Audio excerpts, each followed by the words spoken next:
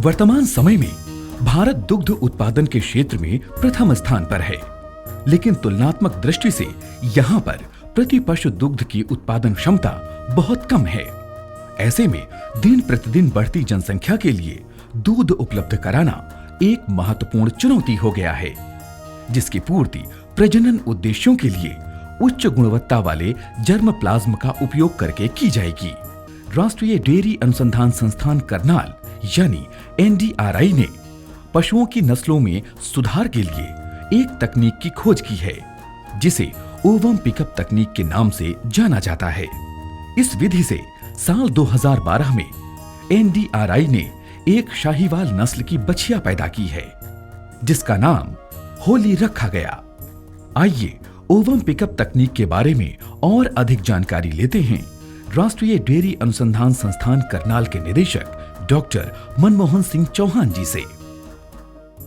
राष्ट्रीय डेयरी अनुसंधान संस्थान पिछले 99 सालों से देश की सेवा कर रहा है।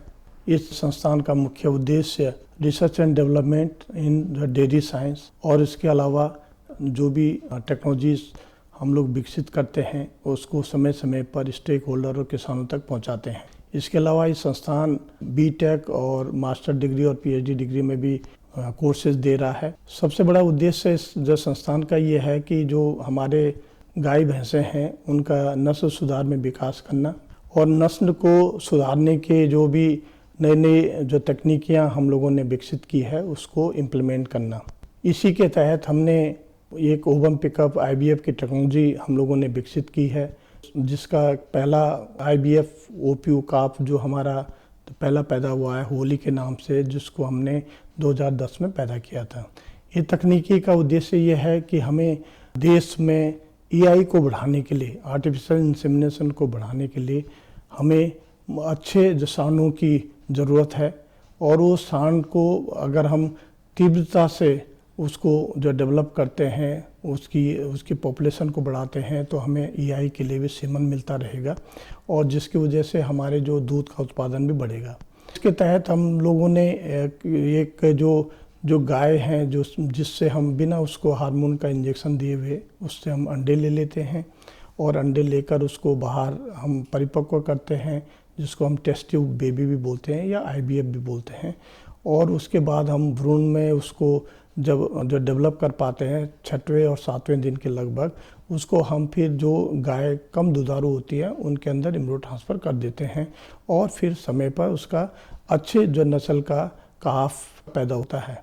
और इस प्रकार अगर हम बुल को पैदा करेंगे और वो बुल फिर आगे जब उसको EI के लिए इस्तेमाल में होगा उससे हम सीमन लेंगे और आर्टिफिशियल इंसेमिनेशन के लिए उसको सीमन को फ्रीज करेंगे और देश के विभिन्न स्थानों में उसको हम इस्तेमाल में लाएंगे। तो इससे क्या होगा कि वहाँ पर नस्ल अच्छी होगी और ये जो हमारी जो देसी गाय हैं ख़ास तौर से जिसमें जो साहिवाल है, थारपारकर है या गिर है, तो उनके नस्ल का जो सुधार होगा और उससे दूध का भी उत्पादन बढ़ेगा और जिससे पूरे देश में दूध का उत्पादन बढ़ेगा। इस दिशा में हमारा जो संस्थान भरसक कार्य कर रहा है। ओवम पिकअप तकनीक यानी OPU IVF उन तकनीकों में से एक है जो दुधारू और उत्तम वीर्य वाले जानवरों के उत्पादन में मदद करने में सक्षम है। ओवम पिकअप तकनीक में स्वस्थ और प्रजनन वाले जानवरों के अलावा प्रजनन समस्या या असंवेदनशील सुपर ओविलेटरी उपचार वाले जानवरों का उपयोग अंडाणु के पुनर्लाभ के लिए किया जाता है। इसमें युवा मादाएं या प्रारंभिक गर्भवती जानवरों को भी अंडाणुदाता के रूप में इस्तेमाल किया जाता है। इस तकनीक की विशेषता ये है कि जानवरों के स्वास्थ्य पर किसी भी प्रकार के प्रतिकूल प्रभाव के बिना ही साप्ताहिक रूप से 2 बार अंडाणु ले सकते हैं। ये विधि ज्ञात वंशागत मवेशियों के अंडाणु का उपयोग कर उनकी वंशावली सुधारने के लिए एक उपयोगी तकनीक बन गई है, जो हमारे स्वदेशी मवेशियों की आनुवंशिक उन्नति और अच्छी गुणवत्ता वाले भ्रूण का उत्पादन करने में महत्वपूर्ण साबित हुई है। OPU के लिए जानवर की तैयारी करने के लिए सर्वप्रथम गाय को उपयुक्त रूप से डिजाइन किए गए क्रेट में ठीक से नियंत्रित करते हैं। उसके मलाशे से गोबर निकाल दिया जाता है। गाय के पिछले हिस्से को पानी से ठीक से साफ करते हैं और प्रत्येक पशु को 2% लिंगोकेन या 3 से 5 मिलीलीटर प्रति पशु का एपिड्यूरल एनेस्थीसिया दिया जाता है, जिससे ओपीयू करते समय पशु शांत रहता है। इसके बाद मलाशय में बचे गोबर को निकाल देते हैं। पशु के गुदा और योनि क्षेत्रों को अच्छी तरह से साफ किया जाता है। इस प्रक्रिया के बाद अंडाणुओं के संग्रह की क्रिया की जाती है, जिसके लिए हम अपने बाएं हाथ को गुदा मार्ग में डालकर अंडाशय को अंगुलियों से पकड़कर अल्ट्रासाउंड ट्रांसड्यूसर के सामने लाकर फॉलिकल को देखते हैं, जो कि अल्ट्रासाउंड मशीन की स्क्रीन पर काले गोले के रूप में दिखाई देता है, जिसकी संख्या 1 या उससे अधिक भी हो सकती है। इसके बाद ट्रांसड्यूसर की मदद से 18 गेज 55 सेंटीमीटर लंबी फॉलिकल भेदक सुई से फॉलिकल को छेद करके उसका तरल द्रव्य वैक्यूम दबाव की मदद से एक ट्यूब में एकत्रित करते हैं। फॉलिकल से प्राप्त तरल द्रव्य में अंडाणु होता है। ये प्रक्रिया एक एक करके सभी फॉलिकल के लिए की जाती है। जब एक अंडाशय के सभी फॉलिकल से तरल द्रव्य एकत्रित कर लेते हैं, तो पशु के दूसरे अंडाशय के लिए भी ये प्रक्रिया करके अंडाणु प्राप्त करते हैं। संग्रह ट्यूब में एस्पिरेटेड अंडाणु, फॉलिकल द्रव्य, ग्रेनुलोसा कोशिका और ऊतक अवशेष शामिल होते हैं। संग्रह ट्यूब की सामग्री को हटाने के लिए अंडाणु फिल्टर द्वारा फिल्टर किया जाता है, जिससे छोटे अवशेष और रक्त आदि बाहर निकल जाते हैं। फिल्टर की सामग्री की धुलाई एल्ब्यूमिन युक्त डीपीबीएस द्वारा कर अंडाणुओं को एकत्र कर लेते हैं।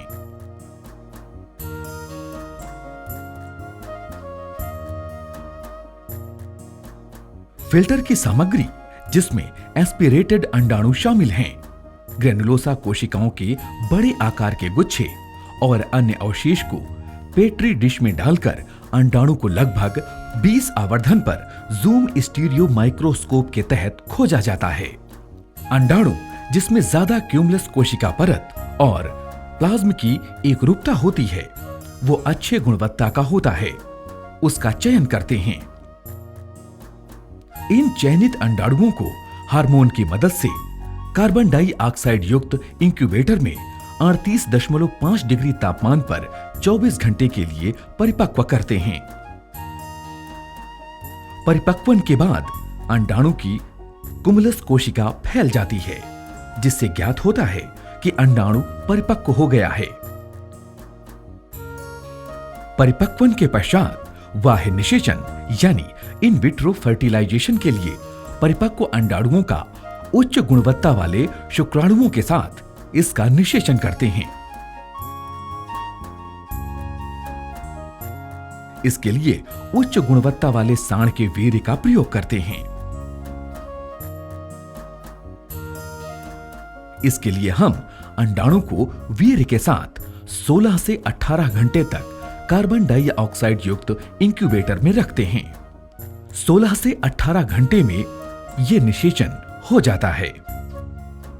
इसके बाद हम अंडाणुओं से शुक्राणुओं को हटा देते हैं और निषेचन से प्राप्त इन भ्रूणों को प्रयोगशाला में 7 से 8 दिनों के लिए परिवर्धन कर भ्रूण की ब्लास्टोसिस अवस्था प्राप्त करते हैं। इन भ्रूणों को हम नॉन सर्जिकल विधि से सेरोगेट या आया पशु में प्रत्यारोपण करते हैं। गाय की गर्भावस्था, जो कि लगभग 9 महीनों की होती है, ये गर्भावस्था पूरी करने के बाद ये बछड़ा या बछड़ी को जन्म देती है, जो कि उच्च गुणवत्ता वाले होते हैं।